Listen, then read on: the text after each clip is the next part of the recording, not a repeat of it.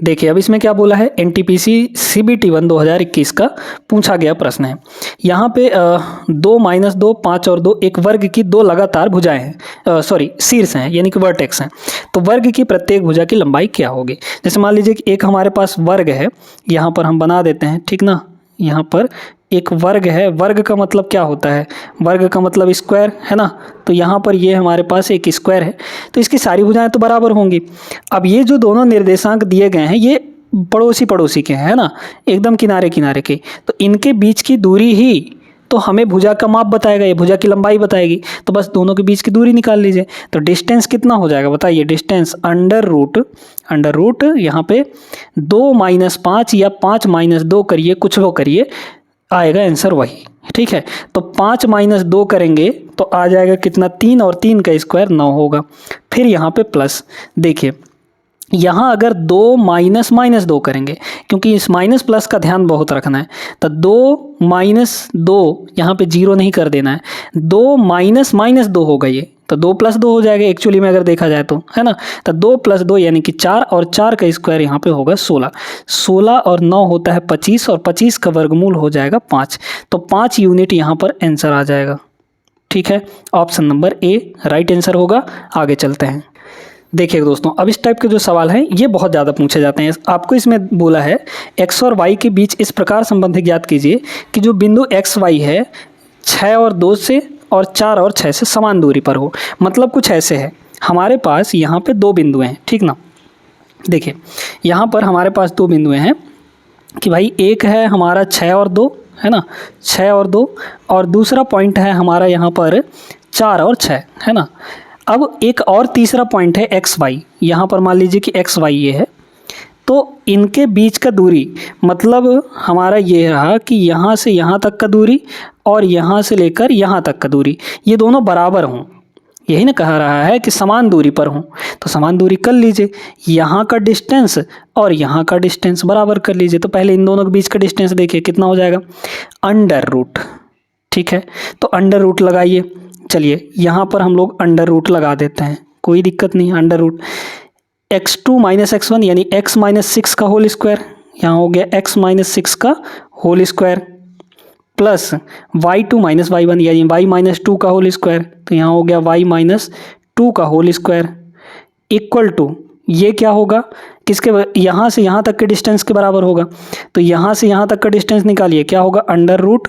ठीक है, डिस्टेंस का फॉर्मूला वही लगाएंगे। बताइए यहाँ क्या होगा, x1 - x2 करिए। बार बार हम आपको कह रहे हैं x1 - x2 करिए, चाहे x2 - x1 करिए, कोई दिक्कत नहीं है। x - 4 का होल स्क्वायर, x - 4 का होल स्क्वायर, ठीक है, इक्वल प्लस यहाँ पे y - 6 का होल स्क्वायर, y - 6 का होल स्क्वायर। अब ये बताइए दोनों साइड स्क्वायर रूट लगा है, तो क्या हम स्क्वायर रूट को हटा सकते हैं, बिल्कुल हटा दीजिए, कोई दिक्कत नहीं है। ठीक है, यहाँ से हमारा स्क्वायर रूट हट गया। ठीक है, अब सुनिए इनको सबको ओपन करना है। ओपन करिए, यहाँ पर क्या होगा, a - b का होल स्क्वायर वाला फार्मूला लगेगा कि नहीं। ठीक है, तो आप ये थोड़ा सोचिए कि भाई यहाँ पर इसको अगर खोलेंगे तो एक्स स्क्वायर आएगा, और इसको अगर खोलेंगे तो यहाँ भी एक्स स्क्वायर आएगा। तो यहाँ भी एक एक्स स्क्वायर है, यहाँ भी एक एक्स स्क्वायर है। अगर इसको हम इधर ले आएँ तो कट नहीं जाएगा क्या, तो डायरेक्ट करने का प्रयास करिए, ज़्यादा स्टेप्स आपको नहीं बढ़ाने। तो मतलब एक्स स्क्वायर यहाँ से भी और एक्स स्क्वायर यहाँ से भी कट गया, वाई स्क्वायर यहाँ भी आएगा, वाई स्क्वायर यहाँ भी आएगा, वो भी कट गया। बाकी जो बचे हैं उनको लिखिए। ठीक है, तो एक्स स्क्वायर -2xy यही ना होता है, तो -2 × x × 6 यानी कि 6 दूना 12x हो गया। तो ये हो गया 12x प्लस y का स्क्वायर, y मतलब यहाँ पर 6 का स्क्वायर, तो 6 का स्क्वायर कितना होगा, 36 होगा, प्लस यहाँ का y स्क्वायर और यहाँ का y स्क्वायर तो कट चुका है, बाकी जो बचा है उसको लिखिए। तो a - b का होल स्क्वायर कितना होता है, a square - 2ab plus b square, तो -2ab। तो माइनस यहाँ पर लगाइए क्योंकि वो प्लस वाला तो ख़त्म हो गया, तो -4y हो जाएगा। ठीक है, कि 2y × 2 मतलब 4y हो गया, प्लस यहाँ पे y का स्क्वायर यानी 2 का स्क्वायर, तो 2 का स्क्वायर यहाँ पे 4 होगा, इक्वल टू यहाँ देखिए एक्स स्क्वायर तो ख़त्म हो चुका है, मतलब ये हो जाएगा माइनस का 8x और प्लस का यहाँ पर 4 का स्क्वायर 16, और यहाँ देखिए वो तो ख़त्म हो गया, मतलब 12y है ना, 6 दूना 12y और प्लस का यहाँ पे 36 हो जाएगा। ठीक है, काटा पिटी कर लीजिए। अब देखिए कुछ चीज़ें और कट जाएंगी, +36 ये भी कट गया, है ना। अब नहीं कटेगा, अब नहीं कटेगा तो जोड़ घटा लीजिए। ठीक है, सबको इधर ले आइए या फिर सबको उधर ले जाइए, कोई दिक्कत नहीं है, ठीक है। तो देखिए अगर हम सबको उधर ले जाएं तो सबको उधर ले जाएंगे तो इसको इधर ले आइए ना, -8x इधर आएगा तो +8x हो जाएगा, तो -12x + 8x यानी कि माइनस का 4x हो गया। y के बारे में देखिए -4y और +12y, तो मतलब आपका +8y हो जाएगा, इधर आएगा तो इक्वल टू यहाँ 16 है, ये 16 है और ये +4 उधर जाएगा तो -4 हो जाएगा, यानी कि प्लस का 12 आ गया। 4 से डिवाइड भी कर सकते हैं, तो यहाँ हो गया -x + 2y और प्लस यहाँ पर 3 हो जाएगा। तो देख लीजिए कौन सा आंसर है यहाँ पर माइनस, ठीक है, ये वाला होगा आंसर। क्यों होगा? क्योंकि इसको अगर माइनस से मल्टीप्लाई कर दें सब जगह, यहाँ माइनस से मल्टीप्लाई करेंगे तो x हो जाएगा, यहाँ माइनस से मल्टीप्लाई करेंगे तो -2y हो जाएगा, यहाँ माइनस से मल्टीप्लाई करेंगे तो -3y हो जाएगा। आप इसको भी लिख सकते हैं। आप ये मत समझिएगा कि यहाँ पर ये आ रहा है तो आंसर नहीं होगा, आंसर ये वाला होगा, ठीक है। मैच कर रहा है ना, ऑप्शन नंबर डी इसका राइट आंसर है। अब यहाँ पर जो तरीका हम आपको बताए हैं उसी तरीके से आप इस सवाल को सॉल्व करके बताएंगे। इसका आंसर कमेंट बॉक्स में ज़रूर दीजिएगा, ठीक ना। जैसा तरीका बताए हैं वैसे ही। क्वेश्चन नंबर 7 सेम टाइप का सवाल है। अब यहाँ पर देखिएगा एक अलग कॉन्सेप्ट हम आपको सिखाने जा रहे हैं, ठीक है।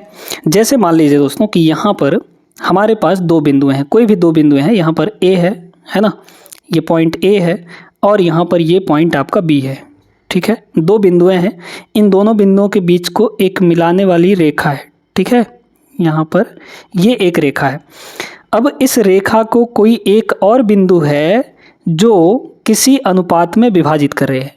मान लीजिए कि बिंदु P है यहाँ पर, तो इधर m1 के रेशियो में मान लीजिए और इधर m2 रेशियो में, ठीक है। मतलब किस रेशियो में विभाजित कर रही है? m1 और m2 के रेशियो में। इसका जो निर्देशांक है वो x1/1 है, x1/1, और इसका जो निर्देशांक है वो है x2 और y2, ठीक है। x2 y2 कॉमा लगा लीजिएगा यहाँ पर भी। अब इसका जो निर्देशांक आएगा बिंदु P का निर्देशांक, यानी कि जहाँ पे काट रहा है, जिस अनुपात में काट रहा है वो बिंदु, उस बिंदु का निर्देशांक निकालने के लिए हम लोग क्या करते हैं, इसका x और y माने हैं तो सीधे सीधे ऐसा करिए, x का जो वैल्यू होगा वो क्या होगा, उल्टा गुणा करिए, है ना। देखिए इधर का कोऑर्डिनेट और इधर का रेशियो, ठीक है। इधर का कोऑर्डिनेट और इधर का रेशियो लेना है आपको। तो यहाँ पे हो जाएगा x1 m2 या फिर m2 x1 लिख लीजिए। क्या लिखना है आपको? m2 x1 प्लस इधर का कोऑर्डिनेट और इधर का रेशियो, यानी कि हो जाएगा m1 x2, ठीक है। और डिवाइड में होगा यहाँ पर इन दोनों रेशियो का सम, मतलब कि m1 प्लस यहाँ पर m2, ठीक ना। क्लियर है ये बात? अच्छा, ऐसे ही y के लिए भी निकाल लीजिए। तो y के लिए भी मतलब ये वाला कोऑर्डिनेट कितना हो जाएगा, m2y1, ठीक है। तो m2y1 है ना, y1 यहाँ पे 1 होगा, अब प्लस m1y2 डिवाइड बाई यहाँ पर हो जाएगा m1 प्लस m1 प्लस यहाँ पर m2 हो जाएगा। अच्छा, आप इसको ऐसे भी लिख सकते हैं m1 x2 plus m2 x1, इस तरीके से भी आप लोग लिख सकते हैं, कोई दिक्कत नहीं है, ठीक है ना। आइए अब इस सवाल को करते हैं। क्या बोला गया है? हाँ, ये जो है यहाँ पर इस पॉइंट, देख लीजिए इस पॉइंट और इस पॉइंट को ये आंतरिक रूप से विभाजित कर रही है।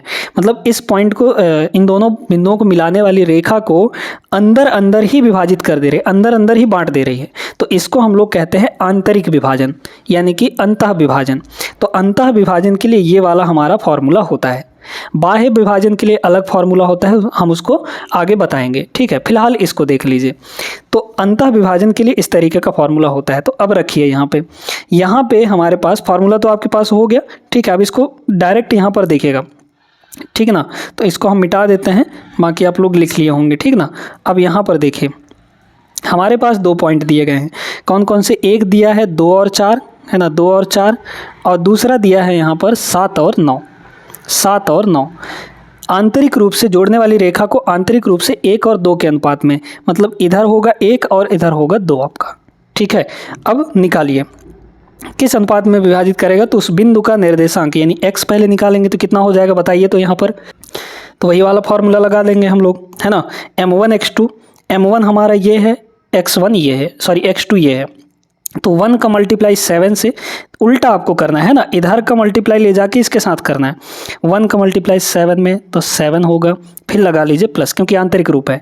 फिर इसका मल्टीप्लाई इधर x वाले के साथ, क्योंकि x का निकालना है तो x वाले के साथ ही, तो 2 का मल्टीप्लाई 2 से यानी 4 होगा। और नीचे हो जाएगा यहाँ पर देख लीजिए कितना होगा, दोनों का सम यानी 1 और 2 कितना हो जाएगा यहाँ पर 3, मतलब कितना आ गया 7 4 11, 11/3।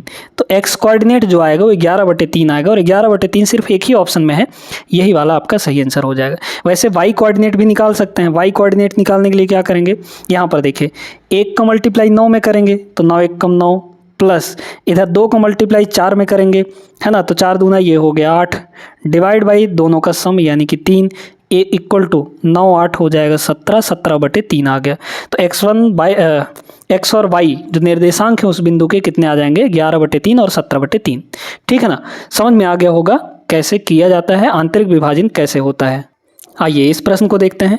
उस बिंदु का निर्देशांक ज्ञात कीजिए जो बिंदुओं 2 1 और 3 5 को मिलाने वाले रेखाखंड को बाह्य रूप से, अब यहाँ पर आंतरिक रूप से नहीं विभाजित कर रहा है, बाह्य रूप से 2 और 3 के अनुपात में विभाजित कर रहा है।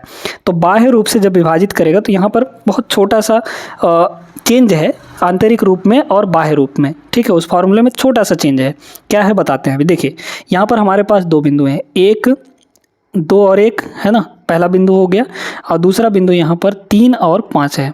ठीक है, इनको किस अनुपात में विभाजित कर रहा है, 2 और 3 के अनुपात में है ना, तो m1 और ये हो गया m2। ठीक है, ये आपका क्या है m1 है और ये आपका m2 है। यहाँ पर बस फॉर्मूला लगाइए, वैसे ही फॉर्मूला लगाना है, बस जहाँ प्लस था अब की बार माइनस करना है, बस इतना सा चेंज है। ठीक है, तो यहाँ पे x कोऑर्डिनेट कितना हो जाएगा अगर बाहरी रूप से कर रहा है तो देखिए m2x1 है ना, तो क्या हो जाएगा m2x1 मतलब 3 का गुणा 2 से, तो 3 का गुणा 2 से करेंगे 6 आ जाएगा। फिर अब प्लस नहीं लगाना, अब की बार माइनस लगाना क्योंकि बाह्य रूप से विभाजित कर रहा है, तो यहाँ हो गया माइनस।